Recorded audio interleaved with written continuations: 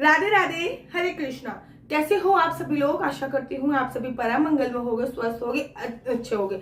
अगर मैं आपसे ये कहूँ कि इतने वर्ष हो गए हम लोगों ने खाना ही नहीं खाया, तो आप यकीन कहोगे? आप यकीन नहीं करने वाले हो, लेकिन ये बात सच है। शादी के बाद ही मेरे घर पे बाल गोपाल लड्डू गोपाल आ गए थे। शादी से पहले भी मेरे घर पे बाल गोपाल लड्डू गोपाल थे। मैं शादी के बाद की बात करती हूँ। शादी से पहले तो भैया हर लड़की एकदम फ्री होती है। मैं शादी के बाद की बात करती हूँ। इतने सालों से हम लोगों ने खाना नहीं खाया है।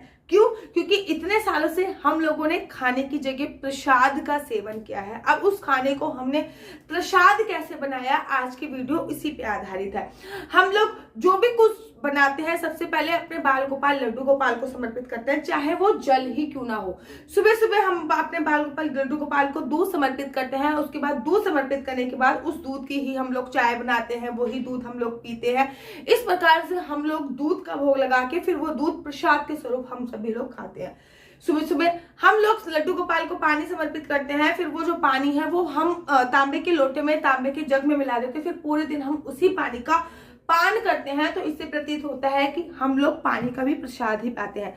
सुबह का जो भोजन बना है, सबसे पहले हमने लड्डू गोपाल को वो भोजन समर्पित करना होता है। उसके बाद वो जो प्रसाद होता है वो सारे खाने में मिला दिया जाता है। उसके बाद हम वो भोजन नहीं, क्योंकि जब तक आप भगवान को कोई चीज भोग ना लगा दो तब तक वो वैसी रहती है। आप मंदिर में जाते हो तो आपने देखा होगा कि आप पेड़े वाली दुकान पे गए, आपने कहा भैया 1 किलो पेड़े दे दो, 1 किलो लड्डू दे दो, 1 किलो बर्फी दे दो। लेकिन जब आपने वो भगवान को भोग लगा दी तो वो लड्डू पेड़े बर्फी जो होती है वो प्रसाद बन जाती है। फिर आप जब मंदिर से आते हो तो क्या कहते हैं? भैया ये लो प्रसाद। ठीक ऐसे ही जब हम खाना बना रहे हैं, खाना बनाने के बाद हमने भगवान को वो चीज भोग लगा दी। भोग लगाने के बाद फिर हम लोग जो खाते हैं वो प्रसाद ही होता है। हम लोग कुछ भी खाते हैं तो सबसे पहले कोशिश करते हैं कि हम अपने बच्चे को, अर्थात अपने बाल गोपाल लड्डू गोपाल को भोग लगाएं।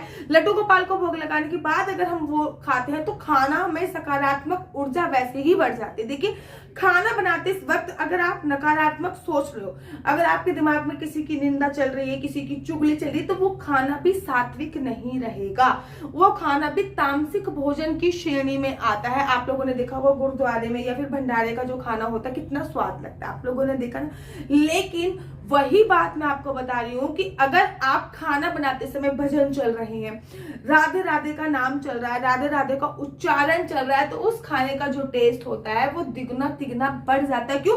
क्योंकि खाना बनाते वक्त आपके अंदर जो एनर्जी थी वो भक्ति भाव की एनर्जी थी, और भक्ति भाव की एनर्जी आपने उस खाने में डाली है और उस खाने का फिर भोग आपने लगा दिया। तो महाराज आप खाना नहीं खाओगे तो साक्षात आप भगवान का प्रसाद खाओगे। आप लोगों ने वो महाभारत की वो कथा तो सुनी होगी, भीष्म पितामह 52 दिन तक तीरों की सरिया पे लेटे हुए थे, कांटों की सरिया पे 52 दिन तक लेटे हुए थे, जबकि उनको इच्छा मृत्यु का वरदान प्राप्त था। द्रौपदी जी जब उससे मिलने गई, पांडवों के साथ द्रौपदी जी मिलने गई, तो द्रौपदी जी ने उनसे बोला कि जब मेरे साथ कुछ हो रहा था, अब आपको सही परिश्रम मिला है, जब मेरे साथ, तो आपने आवाज क्यों नहीं उठाई? तो उन्होंने बोला था कि मैंने आपके साथ कुक्रम होता देखा, और इस कुक्रम होते देखने के बावजूद भी मैंने दुर्योधन का नमक खाया था, जो नमक मेरे रक्त में मिल गया था, और 52 दिन से मेरे शरीर से रक्त टपका जा रहा है। मेरे शरीर में अब रक्त की एक भी बूंद नहीं रही है। मैं कंप्लीटली एकदम सही हो चुका हूं। मेरे शरीर में रक्त की एक बूंद अब नहीं बाकी रही है, और जब मेरे शरीर में रक्त की एक भी बूंद वापस नहीं रही है तो मेरा शरीर, मेरा बुद्धि, मेरी मन एकदम सही हो गया। इसलिए जब भी आप किसी के घर पे खाना खाने के लिए जाओ तो वो जरूर देखो कि वो किस भाव से आपको खिला रहा है। पता चला वो आपकी निंदा कर रहा है, चुगली कर रहा है, लेकिन खाना खा रहा हो तो भैया खाने का बहुत प्रभाव आपके मन में पड़ता है। लोग इतने सारे दिनों से खा रहे हैं प्रसाद, आप भी जो कुछ बनाइए वो अपने बाल गोपाल लड्डू गोपाल को भोग अवश्य लगाइए। भोग लगाने के बाद जब आप लोग खाओगे ना तो वो खाना नहीं रह जाएगा, वो प्रसाद बन जाएगा। आशा करती हूँ आपको मेरी वीडियो अच्छी लगती होगी। अगर आपको मेरी वीडियो अच्छी लगती है तो आप अपना यूट्यूब चैनल हरि बोल को लाइक शेयर सब्सक्राइब करना बिल्कुल भी मत भूलिए। तब तक के लिए मुझे दीजिए इजाजत। राधे राधे, हरे कृष्णा, हरि बोल।